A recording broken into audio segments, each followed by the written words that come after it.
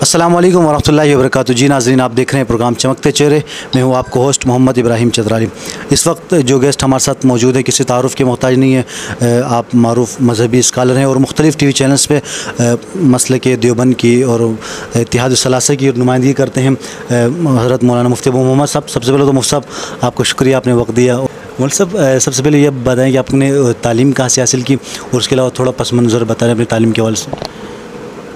मेरा ख़ानदानी बैकग्राउंड जो है पस मंज़र है। मैं बेसिकल मेरा इलाका KPK का इलाका है, डिस्ट्रिक्ट मानसरा से मेरा ताल्लुक़ है और मैं गुज़श्ता काफ़ी अरसे से तकरीबन गुज़श्ता की 15 से 20 साल से मैं सेटल हूँ पंजाब के शहर अल्लामा इकबाल रहमतुल्लाह अलैह सियालकोट में। और जहाँ तक मेरी तालीम का ताल्लुक़ है तो मैंने कराची के मुख्तलिफ़ मदारिस में मैंने पढ़ा है। अनवारुस सहाबा है, जामिया उमर है, बिनूरी टाउन है और इसी तरह पंजाब के कुछ मदारिस हैं, कहरोड पक्का है। मौलवी साहब, हज़रत आप बिलाल शहीद रहमतुल्लाह अलैह के बड़े करीबी रहे हैं और बिलाल शहीद रहमतुल्लाह अलैह को आपने किस तरह पाया? पता नहीं ये सवाल आपको करना चाहिए था, नहीं करना चाहिए था। बिलाल शहीद रहमतुल्लाह अलैह इस कायनात में, इस पाकिस्तान में वो शख्सियत थी जो 100 साल की उम्र में 100 साल का काम 20 साल की उम्र में करके गया। लोगों के लिए ये एज़ाज़ और मोहब्बत की बात थी कि वो बिलाल से मोहब्बत करते थे मगर बिलाल मुझसे मोहब्बत करता था। बिलाल मेरा बेटा भी था, मेरा दोस्त भी था, भाई भी था, मेरा बच्चा भी था, मेरा भांजा भी था। और बिलाल शहीद रहमतुल्लाह अलैह जैसे लोग जो हैं वो सदियों किताबों की रौनक, दिलों की जीनत, दुआओं के अल्फाज और मोहब्बतें बनकर दिलो दिमाग में जीते रहेंगे। अल्लाह बिलाल की कब्र पे करोड़ों रहमतें नाज़िल फरमाए। बिलाल के हवाले से मैं एक बात यहाँ ज़रूर कहना चाहता हूँ कि जिस वक्त वो शहीद हुआ तो बहुत सारे लिखारी, मैं नाम किसी का नहीं लेना चाहता, बहुत सारे लोग ऐसे थे कि जिन्होंने बिलाल के मुतल्लिक़ बड़े नाज़ेबा अल्फाज इस्तेमाल किए कि जी बिलाल फ़लाँ वजह से शहीद हुआ, फ़लाँ वजह से शहीद हुआ। मगर अब जब उसके कातिल इस्लामाबाद गवर्नमेंट ने CTD ने गिरफ़्तार कर दिए, पता चल चुका है कि कातिल कौन है। वो राफजी है जो कातिल है। उसने कत्ल का इतराफ़ जुर्म भी किया, आला कत्ल भी बरामद हुआ। तो वो सब कुछ सामने आ गया। शेख रशीद ने भी बता दिया, तो सब कुछ सामने आ गया कि बिलाल को जो कत्ल किया गया उसका जुर्म सिर्फ़ एक ही था, वो नामूस सहाबा इकराम के दरवाज़े पर पहरेदारी और चौकीदारी थी। मौलवी साहब, किस सियासी जमात से या मजहबी जमात से आपका ताल्लुक़ या हमदर्दी है? मेरा किसी भी मजहबी या सियासी जमात से बज़ाब्ता कोई ताल्लुक़ नहीं है। अलबत्ता मैं पाकिस्तान के अंदर इत्तिहाद मसालिक सलासा का कोऑर्डिनेटर हूँ। तीनों मसालिक के उलमा को, तुलबा को, आवाम को जोड़ने का एक ज़रिया हमने बनाया, प्लेटफार्म इत्तिहाद मसालिक सलासा। उसमें तीनों बड़े मसालिक, देवबंद मकतबा फ़िक्र, आले हदीस मकतबा फ़िक्र और इसी तरह बरेलवी मकतबा फ़िक्र के जितने अकाबरीन हैं, शयूख़ हैं, मशाइख़ एज़ाम हैं, वो मेरे सर पे दस्ते शफ़क़त रखे हुए और मेरे काम को सराहते भी हैं और मेरे साथ कदम के साथ कदम मिलाकर चलते भी हैं। मतलब इत्तिहाद मसालिक सलासा की ज़रूरत क्यों पेश आई? और ये हालांकि आपस में इतना इख्तिलाफ़ है कि मुनाज़रे वग़ैरह होते हैं, आप वाहिद शख्सियत जो इत्तिहाद की बात करते हैं, इसकी वजह क्या पेश आई? दरअसल में इन तीनों मसालिक के जो आपस में इख्तिलाफ़ात हैं वो ये हैं कि उन इख्तिलाफ़ात की बुनियाद पर कोई दायरा इस्लाम से ख़ारिज नहीं है। फ़ुरूई इख्तिलाफ़ात हैं और फ़ुरूई इख्तिलाफ़ात में बंदा एक दूसरे को बर्दाश्त भी कर सकता है और मुनाज़रों की ज़रूरत भी नहीं पड़ती। बस ये जो हम नफ़रतें बहुत दूर जा चुकी हैं, वो नफ़रत की और अनानियत की दीवारें इतनी बुलंद हो चुकी हैं कि हम उन दीवारों को गिराना नहीं चाहते।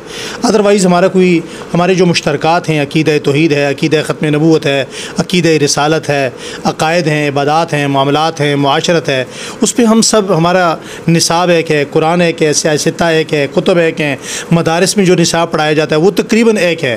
तो इतना लंबा चौड़ा कोई इख्तिलाफ़ नहीं है, सिर्फ़ अनानियत को बहुत ज़्यादा हवा दी गई है और फ़ुरूई इख्तिलाफ़ात को बुनियाद बनाकर हम बहुत दूर दूर हो चुके हैं। वैसे भी हमें बहुत ज़्यादा इत्तेफाक की ज़रूरत थी, लेकिन जब से पाकिस्तान के अंदर कुछ लॉबिंग ऐसी हुई कि वो इस्लाम के ख़िलाफ़ कभी कोई बिल ला रहे हैं, कभी सिंध असम्बली में कोई बिल आ रहा है, कभी 18 साल से कम उम्र बच्चा इस्लाम कबूल नहीं करेगा, इस पर कोई लॉबिंग हो रही है। तो ये जितने इस किस्म के लोग हैं, सहाबा इकराम की गुस्ताखी हो रही है, कभी इस्लामाबाद में, कभी कराची में एक मजहबी तबका, मज़हब की आड़ में एक तबका जो था वो पहले तकिए की आड़ में रहता था, मगर वो तकिए की चादर उतार के वो मैदान में आ चुका है। तो ऐसे तबकात के लिए, ऐसे लॉबिंग करने वालों के लिए, और पाकिस्तान जितने खून की कुर्बानी देकर बना, उस खून की कुर्बानी के बाद इसका तकाज़ा ये है कि इसमें किसी भी इस किस्म की लॉबिंग को कामयाब न होने दिया जाए जो लॉबिंग इस्लाम और पाकिस्तान के ख़िलाफ़ मारज़ वजूद में आए या कोई उसे लाए। मतलब फ़िरका वारदियत को तो हम ख़त्म नहीं कर सकते, अलबत्ता फ़िरका वारदियत की शिद्दत को हम किस तरह ख़त्म कर सकते हैं? बहुत अच्छा सवाल है। हर मज़हब में ये कानून है कि इबादत खाने में होती है। दुनिया में जितने मज़ाहिब हैं, आप उन मज़ाहिब पे गौर कर लें। पाकिस्तान में, बल्कि पूरी दुनिया में, सिर्फ़ एक ही मज़हब ऐसा है कि जिसकी इबादत अपने इबादत खाने के बजाय मेरे बाज़ार में, मेरी गली में, मेरे दरवाज़े में, मेरे चौक पर होती है। तो हम पाकिस्तान के अंदर आइनी और कानूनी तौर पर ये बात मनवाना चाहते हैं, लाना चाहते हैं कि भाई जितने भी मज़ाहिब हैं वो उनकी इबादत पर हमें कोई एतराज़ नहीं है। उनकी इबादत किसी तरीके की हो, किसी शक्ल की हो, किसी वज़ाक़ता की हो, वो नमाज़ें 5 की जगह 3 पढ़ें, वो अज़ान किसी भी तरीके से दें, कुछ भी करें, लेकिन वो अपने इबादत खाने के अंदर, हुदूद के अंदर रहकर करें। ये नहीं कि उसकी इबादत का दिन है पूरे साल बाद तो मेरा बाज़ार बंद हो। भाई मेरा बाज़ार क्यों बंद हो? कोई भी इबादत, जब इबादत अपनी हुदूद में होती है तो वो इबादत होती है। मेरी इबादत, अभी नमाज का वक़्त है, अगर मैं मस्जिद में नमाज़ पढ़ता हूँ तो ये इबादत है, लेकिन मैं वज़ू करने के बाद मुसल्ला उठा के बाहर रोड पे जाके कायद-ए-आज़म के मज़ार के सामने शाहराए रेशम पर, शाहराए कराकुरम पर या ये शाहराए फैसल पर यहाँ बैठ जाता हूँ और वहाँ जाकर मैं कहता हूँ जनाब 4 रकअत में नमाज असर पढ़ने लगा हूँ, तो वो मेरी इबादत नहीं, वो शरारत बन जाएगी।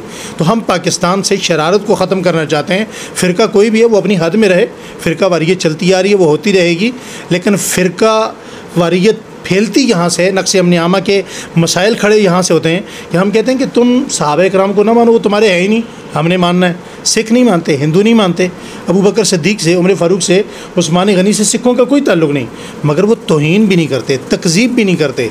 हम ये कहते हैं कि तुमने नहीं मानना, ना मानो, लेकिन हम दूध को गलाज़त नहीं कहने देंगे, शहद को नापाकी नहीं कहने देंगे।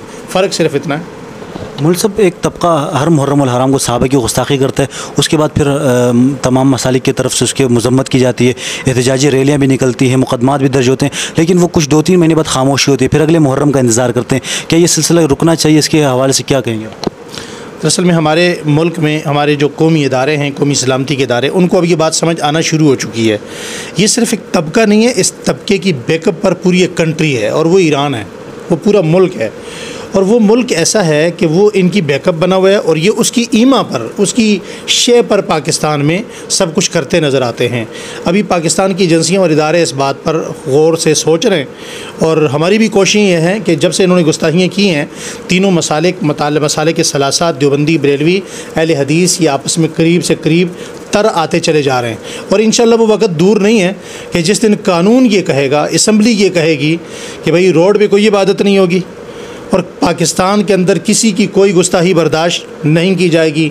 हम अपने इदारों से ये बात मनवाएंगे कि जिस तरह पाकिस्तान आर्मी के गद्दार को बागी करार देकर गद्दार डिक्लेयर किया जाता है और बागी की कोई सज़ा नहीं होती, इसी तरह सहाबा कराम इस्लाम की बुनियाद हैं, असास हैं, उनके गुस्ताख को भी बागी करार देकर उसके लिए सज़ाए मौत का ऐलान किया जाए। किस लिए? कि गुस्ताख और गद्दार की कोई माफ़ी नहीं होती। वो सब आखिरी सवाल करूँगा कि रबीउल अव्वल का महीना है, आपके मुतालिक आता है कि आप प्रोग्राम के पैसे लेते हैं, तो अगर हम प्रोग्राम करना चाहें, प्रोग्राम में आपको बुलाएं तो कितने पैसे लेंगे आप? सुभान अल्लाह, जज़ाकल्लाह, बहुत अच्छा सवाल किया। ये मेरी ज़ात से मुतालिक है, मेरे मुतालिक बहुत ज़्यादा लोगों ने ये बात फैलाई हुई है और मैं आपसे ये कहूँगा कि इस सवाल को ज़रा अच्छे अंदाज से चलाइएगा। गुजारिश ये है कि मैंने ज़माने तालिब इल्मी में भी, गुरबत में भी, मैंने सानिया में जुमा पढ़ाना शुरू किया है और मैं आज तक अल्हम्दुलिल्लाह तकरीरें करता चला आ रहा हूँ। मैंने कभी भी पूरे मुल्क में कोई साबित नहीं कर सकता, ना कोई टीवी चैनल, ऑन एयर कह रहा हूँ, कैमरे के सामने कह रहा हूँ, ना कोई टीवी चैनल यह साबित कर सकता है और ना ही कोई मस्जिद, मदरसा, ख़त्म बुखारी, ख़त्म कुरान करवाने वाले या कोई कॉलेज, यूनिवर्सिटी, इवन कि एग्रीकल्चर यूनिवर्सिटी फैसलाबाद वाले भी ये साबित नहीं कर सकते कि मैंने कभी उनसे पैसों की डिमांड की हो या पैसे लेकर मैंने तकरीर की हो। मैं कराची से गिलगित तक और पूरे पाकिस्तान में मुख्तलिफ़ मकामात पर मुख्तलिफ़ मसालिक के स्टेज पर जाकर तकरीर करता हूँ। अल्हम्दुलिल्लाह अल्लाह ताला का बड़ा करम, बड़ा फ़ज़ल, शुक्र है। अपना टिकट होता है, अपनी गाड़ी होती है, अपना पेट्रोल होता है, अपना खाना होता है। और मैं जो लोग ये बात कर रहे हैं, मैं उनसे कहूँगा कि अगर आप शाबाश नहीं दे सकते, दाद नहीं दे सकते, प्यार नहीं दे सकते, तो अल्लाह का वास्ता रोने पे मजबूर मत करें। पूरे पाकिस्तान में कोई ये बात साबित नहीं कर सकता कि मैंने तकरीर करने के बाद किसी से पैसे लिए। तो आखिरी बात यह है कि मुझे आइंदा भी जब कभी कहीं कोई बुलाता है या बुलाएगा तो वो इस बात का अंदाज़ा लगा लेगा कि मैं कितने पैसे लेता हूँ, कितने नहीं लेता हूँ। और जिन लोगों ने मुझसे आज से पहले मेरे प्रोग्रामात करवाए हैं, उनसे पूछ लिया जाए, भाई इस बंदे को आपने बुलाया है, आप ईमानदारी से बताएं आपसे इन्होंने कितने पैसे मांगे, ये कितने आपने इनको दिए हैं। और अगर वो बता दें कि जी हमसे इन्होंने 1000 रुपये लिए, तो मैं 1000 रुपये में 1 रुपये की जगह 1 लाख रुपये जुर्माना दूंगा।